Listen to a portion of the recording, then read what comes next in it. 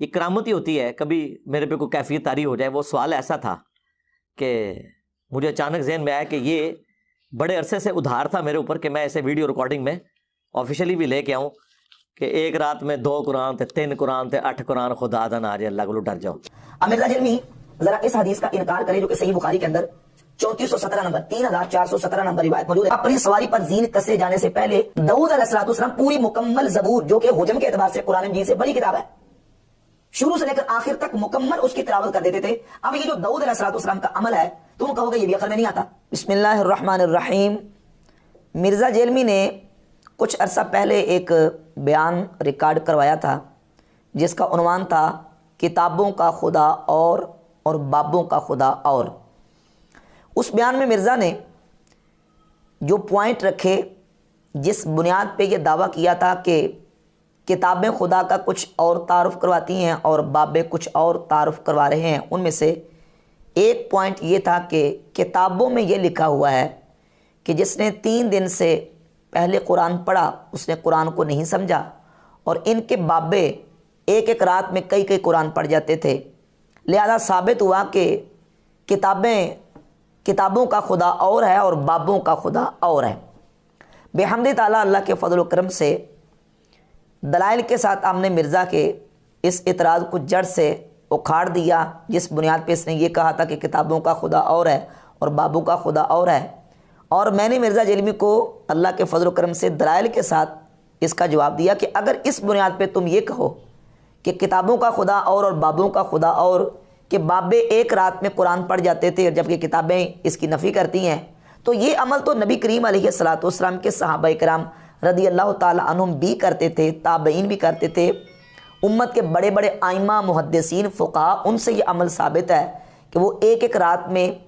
ایک ایک رکعت میں پورا قرآن مجید پڑھ جاتے تھے۔ بالخصوص سیدنا عثمان غنی رضی اللہ تعالیٰ عنہ کے ذات اقدس، سیدنا تمیم داری رضی اللہ تعالیٰ عنہ، حضرت عبداللہ ابن زبیر رضی اللہ تعالیٰ عنہ اور دیگر جلات جو تابعین ہیں ان سے بھی یہ عمل ثابت ہے۔ تو اس کا تو نتیجہ یہ نکلے گا کہ حضرت عثمان غنی خلیفہ راشد کا خدا اور ہے اور کتابوں کا خدا اور ہے، عبداللہ بن زبیر صحابی کا خدا اور ہے اور کتابوں کا خدا اور ہے، حضرت تمیم داری رضی اللہ تعالیٰ عنہ کا خدا اور کتابوں کا خدا اور ہے۔ تو یہ کس طرف لوگوں کو لے کے جا رہے ہو؟ اور پھر جو دلائل تم پیش کر رہے ہو، کیا ان دلائل کی بنیاد پہ یہ کہا جا سکتا ہے نعوذ باللہ تعالیٰ کہ کتابوں کا خدا اور ہے اور بابوں کا خدا اور ہے؟ اس میں نے سیدنا عثمان غنی رضی اللہ تعالیٰ عنہ کے حوالے سے جامع ترمذی ہی سے امام ترمذی رحمۃ اللہ کا تبصرہ بیان کیا تھا کہ امام ترمذی رحمۃ اللہ جامع ترمذی میں 2946 نمبر حدیث کے نیچے لکھتے ہیں وَرَخَّصَ فِيهِ بَعْضُ أَهْلِ الْعِلْمِ، کہ بعض اہل علم نے ایک رات میں یا 3 راتوں سے پہلے قرآن مجید کو پڑھنے کی رخصت دی ہے۔ وروی عن عثمان بن عفان انہ کان یقرأ القرآن فی رکعات یوتر بہا، سیدنا عثمان غنی رضی اللہ تعالیٰ عنہ سے یہ مروی ہے کہ وہ ایک رکعت میں پورا قرآن مجید تلاوت فرمایا کرتے تھے، ایک رکعت میں پورا قرآن مجید پڑھا کرتے تھے۔ اور اس کی سند امام ابو جعفر محمد بن سلامہ الطحاوی رحمہ اللہ کی کتاب شرح معانی الاثار میں، اور یہی روایت المصنف ابن ابی شیبہ کے اندر موجود ہے کہ سیدنا عثمان غنی رضی اللہ تعالیٰ عنہ ایک رکعت میں پورا قرآن مجید تلاوت کیا کرتے تھے۔ تو کیا اس کا نتیجہ یہ نکالو گے کہ عثمان غنی کا خدا اور کتابوں کا خدا اور نعوذ باللہ تعالیٰ؟ پھر جس روایت کی بنیاد پہ تم یہ نتیجہ نکال رہے ہو، جامع ترمذی ہی کے اندر وہ روایت موجود ہے کہ جس نے 3 رات سے پہلے قرآن پڑھا اس نے قرآن کو نہیں سمجھا، اس کا صحیح معنی کیا ہے، اس کا مفہوم کیا ہے، اور یہ کن لوگوں کے لیے ہے؟ جن ائمہ دین کی، جن صحابہ کی، جن امت کے اماموں کی ہم بات کر رہے ہیں، وہ قرآن کے ایکسپرٹ ہیں، قرآن کے ماہر ہیں، قرآن کے قاری ہیں، قرآن کے حافظ ہیں، قرآن انہیں ازبر ہے۔ اب وہ قرآن مجید کو پڑھ رہے ہیں اور کس اعتبار سے پڑھ رہے ہیں، اور ان کے ایک ایک رات میں قرآن مجید پڑھنے کا مقصد کیا ہے؟ اب دیکھیں، قرآن مجید کو پڑھنا، اس کی تلاوت کرنا یہ الگ ثواب کا کام ہے، اور تلاوت کر کے اس کو سمجھنا یہ اوپر اس کے ڈبل ثواب ہے۔ نبی کریم علیہ الصلوۃ والسلام کی واضح حدیث پاک ہے کہ جس نے قرآن کا ایک حرف پڑھا اسے 10 نیکیاں ملیں گی۔ اور میں نہیں کہتا کہ الف لام میم ایک حرف ہے، بلکہ الف ایک حرف ہے، لام الگ حرف ہے اور میم الگ سے حرف ہے، تو الف لام میم یہ 3 حرف ہیں۔ اب الف لام میم یہ حروف مقطعات ہیں، پڑھنے سے اس کا معنی سمجھ نہیں آتا، لیکن پڑھنے والا جب اس کو پڑھتا ہے معنی سمجھنا بھی ہے تو اس کا ثواب ملتا ہے۔ جن ائمہ دین نے قرآن مجید کو خاص مواقع پر اور خاص جگہوں پر تلاوت کیا، ایک ایک رات میں، ایک ایک رکعت میں، وہ ان جگہوں کی برکت حاصل کرنے کے لیے، ان جگہوں سے پورا پورا فائدہ حاصل کرنے کے لیے، مثلا ایک جگہ مبارک ہے، حرم شریف ہے، ایک بندہ حرم شریف میں ہے، رمضان شریف کی ساعتیں ہیں، اب رمضان شریف کے مہینے میں حرم شریف میں بیٹھ کے قرآن مجید کی تلاوت کرے گا تو ایک ایک حرف کے بدلے اس کو کتنی لاکھوں کروڑوں نیکیاں ملیں گی۔ اب ان نیکیوں کو حاصل کرنے کے لیے اگر وہ قرآن مجید کو کثرت کے ساتھ پڑھ رہا ہے، بار بار قرآن مجید کو پڑھ رہا ہے، کثرت کے ساتھ پڑھ رہا ہے، تو یہاں مقصود ہے حصول ثواب۔ ایک بندہ وہ ہے جو صرف اللہ اکبر پڑھتا جا رہا ہے، سبحان اللہ لا الہ الا اللہ پڑھتا جا رہا ہے، اسے بھی ثواب ملے گا۔ اور ایک شخص وہ ہے جو قرآن مجید کو کثرت کے ساتھ تلاوت کرتا ہے، اس کو بطور ذکر کے پڑھ رہا ہے، بطور تلاوت ثواب حاصل کرنے کے لیے اس کو پڑھ رہا ہے، اگرچہ اس کو سمجھ نہ بھی آئے لیکن پڑھنے سے اسے ثواب ضرور ملے گا۔ تو بطور ذکر کے، بطور تلاوت کے قرآن مجید کو ائمہ دین نے رمضان شریف کی ساعتوں میں، اسی طریقے سے جب حرم شریف میں حاضر ہوئے تو ان مواقع پر قرآن مجید کو کثرت کے ساتھ پڑھا ہے تاکہ رمضان شریف کے ان مبارک ساعتوں کی پوری پوری برکات حاصل کی جائے، اور رمضان شریف میں ثواب بڑھ جاتا ہے، نفل کا ثواب فرض کے برابر اور فرضوں کا ثواب جو ہے وہ کئی گنا زیادہ ملتا ہے۔ تو اس اعتبار سے دین کے ان اماموں نے، تابعین، صحابہ کرام رضی اللہ تعالی عنہم نے کثرت کے ساتھ قرآن مجید کو پڑھا ہے اور قرآن مجید کی تلاوت کی ہے۔ سیدنا عثمان غنی رضی اللہ تعالیٰ عنہ ایک رکعت میں پورا قرآن مجید پڑھتے۔ سیدنا تمیم داری رضی اللہ تعالیٰ عنہ کے حوالے سے امام طحاوی شرح معانی الاثار جلد نمبر 1 میں روایت لے کے کہ سیدنا تمیم داری رضی اللہ تعالیٰ عنہ بھی ایک رکعت میں قرآن مجید پڑھتے۔ اسی طریقے سے سیدنا عبداللہ ابن زبیر رضی اللہ تعالیٰ عنہ کے حوالے سے شرح معانی الاثار میں 1914 نمبر روایت ہے، وہ ایک رات میں پورا قرآن مجید پڑھتے۔ اسی طرح امام سعید ابن جبیر تابعی جو کہ عبداللہ ابن عباس رضی اللہ تعالیٰ عنہما کے شاگرد ہیں، شرح معانی الاثار میں 1915 نمبر روایت ہے، وہ ایک رات میں قرآن مجید پڑھتے۔ اور یہ امام نووی رحمۃ اللہ کی کتاب الاذکار ہے، 116 نمبر صفحے پر کہتے ہیں سند صحیح کے ساتھ یہ ثابت ہے کہ امام مجاہد تابعی رحمۃ اللہ تعالی علیہ وہ ایک رات میں، بلکہ مغرب سے لے کر عشاء تک، یعنی عشاء کو مؤخر کر لیتے، اس کو تاخیر کر کے لیٹ کر کے پڑھتے تھے، اور درمیان میں جو وقت ہوتا تھا اس میں وہ لمبی تاخیر کرتے، تو اس میں وہ مغرب سے لے کر عشاء کے درمیان ایک پورا قرآن مجید تلاوت کرتے تھے۔ اور امام نووی رحمۃ اللہ فرماتے ہیں کہ جن لوگوں نے ایک رات میں قرآن مجید پورا مکمل کیا ان کا شمار نہیں کیا جا سکتا، اتنے لوگوں نے قرآن مجید ایک رات میں پڑھا ہے۔ اور یہ امام مجاہد تابعی وہ ہیں جو صحیح بخاری کی 5052 نمبر روایت کے راوی ہیں، 5052 نمبر صحیح بخاری کی روایت اس کے راوی مجاہد تابعی ہیں۔ اور جو جامع ترمذی کے اندر حدیث ہے کہ جس نے 3 رات سے پہلے قرآن مجید پڑھا تو اس نے قرآن مجید کو نہیں سمجھا، اس کے مرکزی راوی ہیں امام قتادہ بن دعامہ تابعی۔ قتادہ بن دعامہ تابعی کا عمل امام ابو نعیم الاصفہانی اپنی کتاب ہلیۃ الاولیاء کے اندر ذکر کرتے ہیں، جلد نمبر 2 صفحہ نمبر 385 پہ، رقم ہے 2655۔ امام قتادہ ابن دعامہ تابعی وہ بھی ایک رات پہ پورا قرآن مجید پڑھتے تھے۔ اب حدیث کا راوی اس کا اپنا عمل کیا ہے؟ راوی الحدیث ادریٰ بمرویہ ہی، حدیث کا راوی اپنی مروی کو زیادہ جانتا ہے کہ اس کا مطلب کیا ہے۔ صحیح بخاری کی 5052 نمبر حدیث اور اسی طرح جامع ترمذی کی حدیث، صحیح بخاری کی حدیث کے مرکزی راوی امام مجاہد تابعی اور جامع ترمذی کی حدیث کے راوی ہیں قتادہ ابن دعامہ تابعی۔ اب یہ دونوں تابعی جو کہ حدیث کو روایت کر کے امت تک پہنچا رہے ہیں، ان کا اپنا عمل یہ ہے کہ وہ ایک ایک رات میں پورا قرآن مجید پڑھ رہے ہیں، اور حدیث وہ روایت کر رہے ہیں کہ جس نے 3 رات سے پہلے قرآن مجید کو پڑھا اس نے قرآن مجید کو نہیں سمجھا۔ تو یہ خود کیا حدیث کو سمجھ رہے ہیں؟ حدیث کا خود راوی جو ہے وہ اس کے مطابق عمل نہیں کر رہا۔ تو اس کا مطلب کیا ہے؟ مطلب یہ ہے کہ اس حدیث کا معنی سمجھنا پڑے گا۔ جو قرآن مجید کے ماہر ہیں، قرآن مجید کے ایکسپرٹ ہیں، جنہوں نے قرآن مجید کو باقاعدہ طور پہ سیکھا، سمجھا، تفسیر، اس کی تعویل سمجھتے جانتے ہیں، اب وہ قرآن مجید کو کثرت کے ساتھ تلاوت کرتے ہیں تاکہ قرآن مجید یاد ہو جائے۔ ایک نمبر 2، قرآن مجید کی تلاوت کثرت سے کرتے ہیں تاکہ رمضان شریف کی ان مبارک ساعتوں میں ثواب زیادہ سے زیادہ کمایا جائے۔ یا حرم شریف میں گئے اور حرم شریف میں قرآن مجید کی کثرت کے ساتھ تلاوت کر رہے ہیں تاکہ حرم شریف اور وہاں حرم کے اندر رہ کے جو نیکی ہے اس کا پورا پورا فائدہ اٹھایا جائے، وہ اس غرض اور اس مقصد کے لیے کثرت کے ساتھ قرآن مجید کو تلاوت کرتے تھے، لہذا وہ ائمہ دین اس کے مصداق نہیں ہیں۔ بحمد تعالیٰ دلائل کے ساتھ یہ بات اللہ کے فضل و کرم سے ثابت ہے۔ اسی طرح امام اعظم ابو حنیفہ رحمۃ اللہ تعالی علیہ کا رمضان شریف میں 61 مرتبہ قرآن مجید پڑھنا اسی نوعیت کا ہے۔ امام شافعی رحمۃ اللہ تعالی علیہ رمضان شریف کی راتوں میں ہر رات میں مکمل قرآن مجید پڑھا کرتے تھے۔ ہلیۃ الاولیاء میں امام ابو نعیم الاصفہانی نے اس کو جلد نمبر 9 صفحہ نمبر 149 پہ ذکر کیا۔ اسی طرح امام ابن حجر عسقلانی نے فتح الباری شرح صحیح بخاری کے مقدمہ میں 666 نمبر صفحہ پہ اس کو ذکر کیا کہ امام بخاری رحمۃ اللہ تعالی علیہ رمضان شریف میں 41 مرتبہ قرآن مجید پڑھا کرتے تھے۔ اور غیر مقلدین وہابیہ کے ایک بہت بڑے عالم عبدالسلام مبارک پوری، ان کی کتاب ہے سیرت البخاری، اس کے صفحہ نمبر 111 میں موجود ہے کہ امام بخاری رحمۃ اللہ علیہ ایک رمضان شریف میں 41 مرتبہ قرآن مجید پڑھا کرتے تھے۔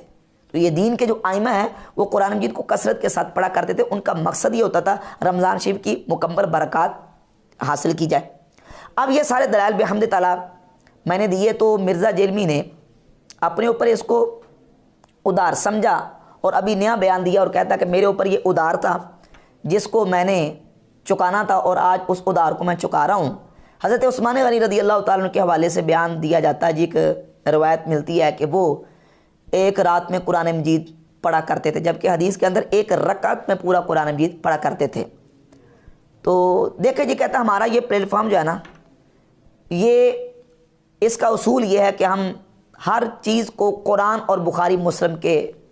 مطابق دیکھتے ہیں، جو فٹ اینڈ بیٹھتی ہے تو اس کو لیتے ہیں، ورنہ اس کی تعویل کرتے ہیں۔ سوال یہ پیدا ہوتا ہے کہ تم نے یہ اصول کہاں سے بنایا؟ ایک تمہارا یہ اصول ہے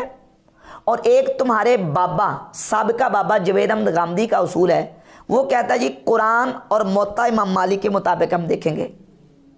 جو قرآن اور امام مالک کے موطا کے مطابق چیز آئے گی ہم اس کو قبول کریں گے۔ جس طرح کہ سیدنا عیسیٰ علیہ السلام کے نزول کا مسئلہ جہاں غامدی نے بیان کیا تو وہاں یہ کہا جی کہ قرآن مجید کے بعد جو سب سے پہلی کتاب حدیث کی آتی ہے وہ امام مالک کی الموطا ہے، اور موطا امام مالک میں عیسیٰ علیہ السلام کے نزول کا کہیں کوئی حدیث اور کوئی ذکر موجود نہیں ہے، وہ جو ہے نا وہ خالی ہے۔ تو یہ ایک ضابطہ بنایا ہے جوید احمد غامدی نے، باقی احادیث کو ریجیکٹ کرنے کا، باقی احادیث کو کے انکار کرنے کا۔ اور مرزا جرمی چونکہ یہ پہلے بیان دے چکا ہے کتابوں کا خدا اور بابوں کا خدا، اور یہ کہتے ہیں امام ابو حنیفہ رحمۃ اللہ علیہ وہ 61 قرآن پاک رمضان شریف میں پڑھتے تھے، لہذا یہ تو بخاری مسلم کے خلاف ہے اور یہ حدیثوں کے خلاف ہے، تو لہذا ایک ضابطہ بنا چکا تھا۔ اب سیدنا عثمان غنی رضی اللہ تعالیٰ عنہ کا عمل، دیگر صحابہ کا، تابعین کا، امت کے دیگر اجلہ ائمہ اور محدثین کا عمل جب ہم نے پیش کیا تو اب اس سے جان چھڑانے کے لیے کیا کہہ رہے ہیں کہ ہم اس روایت کی تعویل کریں گے۔ روایت کی تعویل کیا کریں گے کہ بخاری مسلم کے مطابق وہ فٹ نہیں بیٹھتی، ممکن نہیں ہے، ایک رات میں پورا قرآن مجید پڑھا جانا ممکن نہیں ہے۔ سوال یہ پیدا ہوتا ہے کہ یہ تمہیں کس نے کہہ دیا کہ ممکن نہیں ہے؟ یہ جو تم نے حوالہ دیا ہے صحیح بخاری کی 5052 نمبر حدیث کا، اس حدیث کے اندر موجود ہے کہ سیدنا عبداللہ بن عمر رضی اللہ تعالی عنہما سے نبی پاک علیہ الصلوۃ والسلام نے پوچھا کہ تم قرآن پاک رات کو کتنا پڑھتے ہو؟ تو انہوں نے عرض کی یا رسول اللہ میں پورا قرآن مجید رات کو پڑھتا ہوں، مکمل ختم قرآن کرتا ہوں۔ تم کہتے ہو ممکن نہیں ہے، صحیح بخاری کی حدیث بتاتی ہے واقع ہے، جو چیز واقع ہے اس کو ناممکن کہہ رہے ہو۔ اور پھر اسی حدیث کے اندر موجود ہے کہ صحابی جو ہے نا وہ پورا قرآن مجید رات کو مکمل پڑھتے تھے، اور چونکہ نبی پاک علیہ الصلوۃ والسلام کی بارگاہ اقدس میں حضرت عبداللہ بن عمر کے والد عمر بن عاص نے نبی کریم علیہ الصلوۃ والسلام کی بارگاہ میں شکایت کی تھی کہ یا رسول اللہ ان کی شادی ہوئی ہے اور شادی کے بعد یہ اپنی بیوی کو ٹائم نہیں دیتے، تو نبی پاک علیہ الصلوۃ والسلام نے ان کی اصلاح کی اور ان کے لیے جو ضروری تھا ان کی تربیت فرما دی، کیونکہ ان کی روٹین بن چکی تھی کہ وہ روزانہ پوری رات قرآن مجید کی تلاوت کرتے تھے اور دن کو روزہ رکھتے تھے، ہر رات ختم قرآن اور دن کو روزہ، ہر رات ختم قرآن اور دن کو روزہ۔ تو نبی کریم علیہ الصلوۃ والسلام نے ان کی تربیت فرمائی کہ نہیں اس طرح نہیں، تمہارے اوپر تمہارے جسم کا بھی حق ہے، تمہارے گھر والوں کا بھی حق ہے، لہذا تم اس طریقے سے قرآن مجید کو پڑھ لیا کرو۔ اور نبی پاک علیہ الصلوۃ والسلام نے ان کو پھر لاتے لاتے آخر میں انہوں نے حضور کی بارگاہ میں کیا میں اس سے زیادہ طاقت رکھتا ہوں، اس سے زیادہ طاقت رکھتا ہوں، حتیٰ کہ 3 دن تک نبی پاک علیہ الصلوۃ والسلام نے ان کو ختم کرنے کی اجازت عطا فرما دی۔ تو یہ کہہ رہا ہے کہ ممکن نہیں ہے، ممکن کیا واقع ہے، اور پھر سیدنا عثمان غنی رضی اللہ تعالیٰ عنہ، تمیم داری، حضرت عبداللہ بن زبیر، سعید ابن جبیر، حضرت مجاہد تابعی، امام قتادہ بن دامہ تابعی، کتنے دین کے ائمہ اور علماء، اور آج بھی جو ایکسپرٹ قاری اور قرآن کے حافظ ہیں انہیں آپ پڑھوا لیں، وہ پورا قرآن مجید ایک رات میں مکمل آسانی کے ساتھ مکمل کر لیں گے۔ اور پھر ممکن نہیں ہے۔ اب ایک چیز ہوتی ہے کہ جو روٹین کے مطابق ہے، اور ایک ہے کہ جو کرامت کے طور پر کسی سے صادر ہو۔ اب مرزا جلمی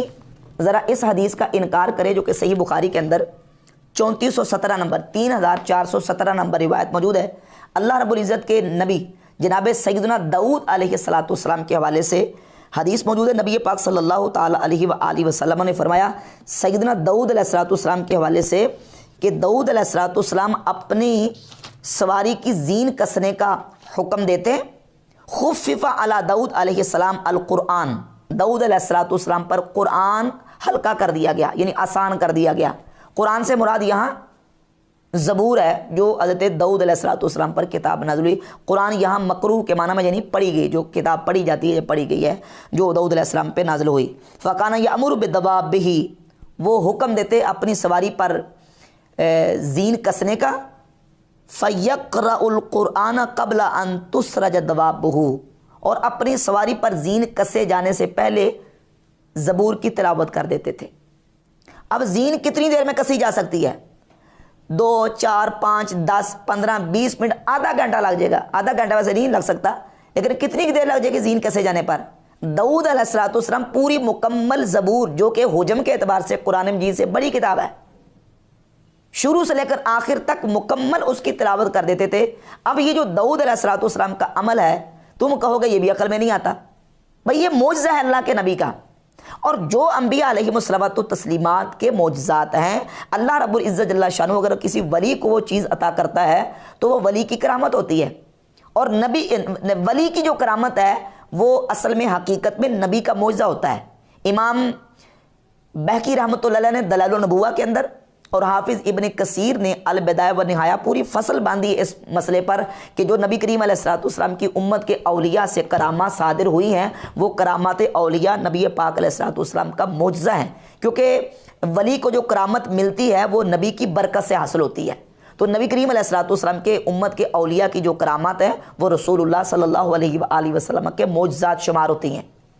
تو اگر کسی ولی اللہ سے یہ چیز کرامت کے طور پر صادر ہو جاتی ہے تو یہ بات ناممکن نہیں، محال نہیں ہے، بلکہ اللہ تبارک و تعالیٰ جل شانہ کسی کو طے اللسان کا اگر مرتبہ عطا کر دیتا ہے تو یہ چیز جو ہے یہ ہو سکتی ہے۔ اور اولیاء اللہ اور صالحین سے یہ چیزیں واقع ہوئی ہیں، جس کا میں نے حوالہ آپ کے سامنے سیدنا داؤد علیہ السلام کا پیش کیا۔ صحیح بخاری کی 3417 نمبر حدیث ہے کہ اللہ کے نبی سے معجزتاً یہ چیز صادر ہوئی ہے کہ وہ زین کسے جانے سے پہلے پوری زبور کی تلاوت کر دیا کرتے تھے۔ تو اب مرزا کہے گا کہ یہ عقل نہیں اس کو مانتی، تو تمہاری عقل اگر نہیں مانتی تو تم اپنی عقل کا علاج کرواؤ۔ اللہ رب العزت اپنے محبوب بندوں کو یہ شان اور طاقت عطا فرماتا ہے۔ اچھا، اب یہ کہتا ہے جی کہ اگر یہ چیز کسی ولی کو کرامتاً ملنی ہوتی تو نبی علیہ السلام کو یہ معجزاتاً ملتی۔ یہ اصول نہیں ہے، یہ ضابطہ نہیں ہے۔ اگر یہی اصول اور ضابطہ ہے تو میرا سوال یہ ہے، صحیح بخاری کے اندر 3045 نمبر حدیث ہے، سیدنا خبیب رضی اللہ تعالیٰ عنہ صحابی رسول کو مشرکین نے بیڑیوں میں جکڑ دیا، تو راویہ بیان کرتی ہیں کہ میں نے اپنی آنکھوں سے دیکھا بے موسم پھل انگوروں کے گچھے حضرت خبیب رضی اللہ تعالیٰ عنہ کے ہاتھوں میں اس وقت موجود تھے، جس وقت مکہ کے اندر ان دنوں میں پھل یہ موجود نہیں ہوتا تھا۔ سیدنا خبیب کی یہ کرامت ہے۔ نبی کریم علیہ السلام کو خندق کے موقع پر، اور شیب ابی طالب کا آپ پورا سیرت کی کتابوں سے واقعہ پڑھ کے دیکھ لیں، نبی کریم علیہ السلام کے صحابہ اکرام رضی اللہ تعالیٰ عنہم کو کس قدر جو ہے نا وہ مشکلات کا وہاں سامنا کرنا پڑا، اور کس قدر بھوک کا سامنا کرنا پڑا کہ صحابہ اکرام نے اپنے پیٹ پر بھوک کی وجہ سے پتھر باندھے، رسول اللہ صلی اللہ علیہ وآلہ وسلم نے اپنے شکم عطر پہ پتھر باندھے، لیکن وہاں بے موسم پھلوں کا آنا، انگوروں کے گچھے کا آنا اس کا ذکر اور تذکرہ نہیں ملتا۔ تو اب یہ مرزا جلمی نے جو اصول باندھا ہے کہ جو چیز کرامت کے طور پر کسی ولی سے ثابت ہوتی ہے اس کا نبی سے معجزتاً صادر ہونا ضروری ہے، تو کیا یہ کرامت جو حضرت خبیب رضی اللہ تعالیٰ کی صحیح بخاری کے اندر 3045 ثابت ہے، کیا نبی پاک علیہ السلام کی ذات اقدس سے ڈائریکٹلی معجزہ کے طور پر یہ چیزیں اس کا ثبوت موجود ہے؟ اگر نہیں تو کیا حضرت خبیب رضی اللہ تعالیٰ کی کرامت کا انکار کر دیا جائے؟ تو یہ کوئی اصول اور ضابطہ